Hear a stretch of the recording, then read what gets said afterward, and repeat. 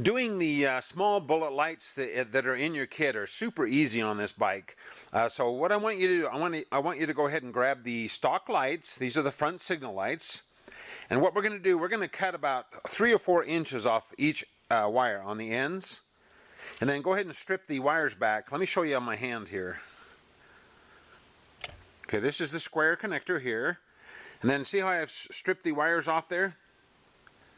Go ahead and strip a little bit, maybe 3/8 or so inch of the insulation off. Do that to both sides. Next, I want you to grab your small bullet lights that are in your kit. And what we're going to do, we're going to go ahead and use just 2 of the 3 wires on here. We're going to use the black with the white stripe and the red. We're not going to use the solid black. So what I want you to do is I want you to cut the ends off from the I'm going to show you on my hand. Okay, this is the black with the white stripe and the red. And then just do me a favor and fold the solid black back like that. And leave the connector on the end of that. We're not going to use that, but I want to leave that just to make sure that we don't use it. So go ahead and cut the ends off those 2 wires on both lights. And then I'll show you how to splice them onto these other connectors. Okay, you'll notice I've used the small butt splicers that are in the kit. So what you basically want to do is you want to slide the piece of heat shrink tubing, or just about 1.5 inches or so is plenty. Slide that over the wire first before you finish your butt splicers, and then once you butt splice that, you can slide the insulation, the heat shrink over that and then heat shrink. I would do one at a time, but you could probably do both, no problem. But make sure you put the heat shrink on before you crimp it.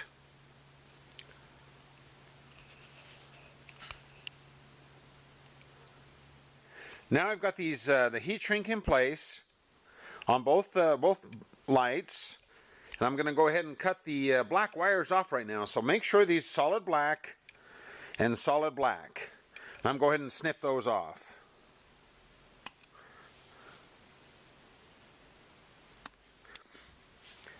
And there you have it. These are ready to install on the bike.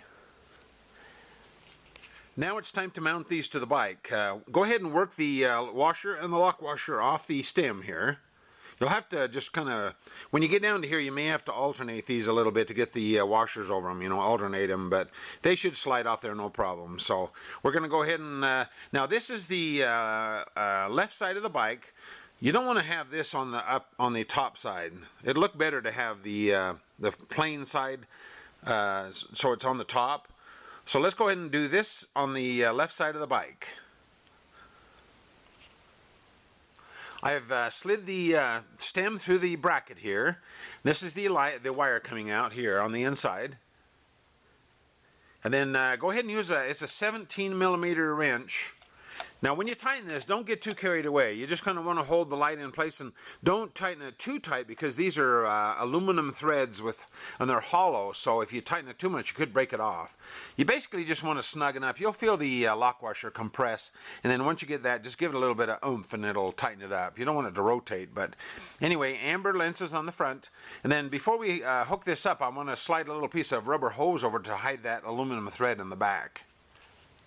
Now I'm going to go ahead and slide. We give you 2 of these about 2.5 inch long tubings to go over these connectors. What you do is you slide that over the wires first, and then we can slide this over the aluminum threads down in there and kind of hide those threads. It just looks a little cleaner. So go ahead and slide those over, and then we'll run the wires through. There's a hole in the back there, right in this back side here. You can see it there. We'll run the wires through there and into the bucket. I've fed the wires into the bucket through here, then they come out, and then I've plugged them into the connectors here. Now you'll notice I've got the gray into the gray and the black into the black. Try that first and see if it's correct. So this is the left and this is the right. Now if they're backwards, just go ahead and switch these connectors. It's not a big deal if you go gray into black and black into gray. It's no big deal. Just switch those over and then your function will be correct. Now you'll notice they're flashing really fast. That's because I have the rear lights disconnected. Once you get the rear lights and the front lights connected, then they'll flash at a slower rate. So let's go ahead and tuck these wires in here, and then I'll show you how to put the headlight back together. Okay, you'll notice I have all the wires pushed back in there, so go ahead and push those back in there the best you can. And then don't forget to plug your headlight in before you put it on. That's really important. So go ahead and plug the headlight in, and then as you put the light up in there, there's the little tab here goes in the little serration here on the rim of the headlight. So that actually goes behind there first, and then push the bottom in. And then very carefully put the side screws in. Be really careful on that. Make sure they go in nice and straight, because it's real easy to strip those out when you put them in. So let's go ahead and do that, and then we'll make sure everything works correctly. Man, I love this big old headlight on this bike. It's just so vintage and so cafe looking. Okay, let's check everything, make sure it works. So go ahead and turn the key on. Headlight works. High beam, low beam. Signal lights work. Wow, cool. Let's continue on.